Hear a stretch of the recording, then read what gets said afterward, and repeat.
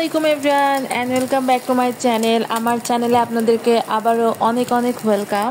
তো আজকের ব্রেকফাস্টে ছিল একদম নর্মাল, ডিম পোস্ট করছিলাম আমি, আর একটা কলা খাবো। আজকে একদমই অন্য ধরনের ভারী ব্রেকফাস্ট করার একদমই ইচ্ছা হচ্ছিল না, আর সহজ কিছু খেতে ইচ্ছা করছিল। তো এটাই ভাবলাম যে এটার চেয়ে সহজ আর কিছুই হতে পারে না। তো এদিকে আমি একটু ডিজাইন করে আর আপনাদের সাথে একটু শেয়ার করার জন্য কলাটা এভাবে কেটে নিচ্ছিলাম। বেসিক্যালি আমি এরকম কখনোই কাটি না, এখন এমনি আপনাদেরকে দেখানোর জন্য কেটে নিলাম। এই ছিল আজকের ব্রেকফাস্ট করার পর দেখি হামিরা এইভাবে জানালায় বসেছিল, কি জানি একটা শুনছে, দৌড় দিয়ে চলে গেল। তো আম্মু এখানে রান্না করছিল, বেগুন দিয়ে আলু দিয়ে চচ্চড়ি করছিল। তো ওটা একটু দেখছিলাম, দেখতে সুন্দর লাগছিল, এই জন্য আমি একটু ক্লিপ নিয়ে নিলাম।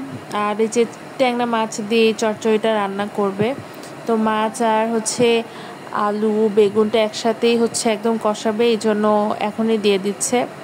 মাঝে মাঝে তো একদম রান্নার শেষের পর্যায়ে দেয়, যখন পানি দিয়ে দেয় তখন। তো আজকে এখনই দিল, কারণ মাছটাকে আলু বেগুনের সাথেই কষাবে। তো আজকে আমি আর লাঞ্চ সবগুলো শেয়ার করলাম না, অল্প একটু এটা দেখালাম। তো আব্বু দেখে যে বাজার থেকে যে একদম মুরগি নিয়ে আসছে, মানে না কেটেই। তো এটাই কালিয়া ঘুরে ঘুরে দেখছিল, কাছেই যাচ্ছিল না, মানে ও ভয় পাচ্ছিল মনে হয়। ও এমনি দূর থেকে ঘুরে ঘুরে দেখছে যে এটা কি।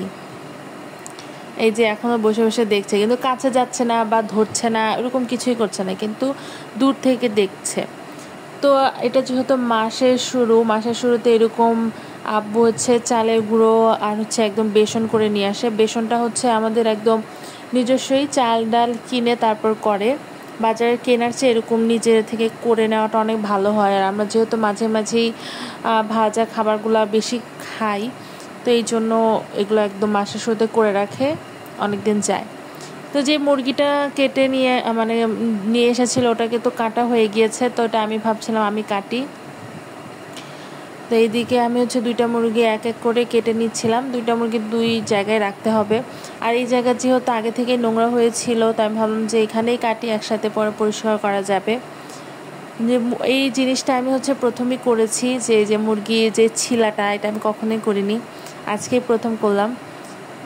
তো এই তো মুরগি কাটছিলাম, আর আমার বিড়ালগুলো আশেপাশে অনেক চিল্লাচ্ছিল, ওদেরকে আসতে দিচ্ছিলাম না। আম্মু দাঁড়িয়েছিল যাতে ওরা না আসতে পারে, ওরা খায় না, কিন্তু এমনি কামড় দিয়ে নিয়ে চলে যাবে। তো এখন এই যে আমার তো কাটা হয়ে গিয়েছে, এখন ভালোভাবে এগুলোকে রেখে দিব। আজকে যেহেতু একটু লেট করে এনেছিল, এখন হয়তো দুপুর 1:30-2টার মতো বাজে, তো এখন তো রান্না হবে না, রান্না যা হওয়ার হয়ে গিয়েছে। তো এখন এগুলো ভালোভাবে কাটাকাটি করে নেওয়ার পরে এখন ধুয়ে রেখে দিবে। আর এই জায়গাটা আমি এখন একটু ধুয়ে নিব, যেহেতু অনেক নোংরা হয়ে গিয়েছে। আর এদিকে কালিয়া ফাইনালি একটু এসে একটু আপনাদেরকে দেখা দিয়ে গেল আর কি। তো আমি এই জায়গাটা এখন ভালোভাবে ধুয়ে নিব, একদম পানি দিয়ে।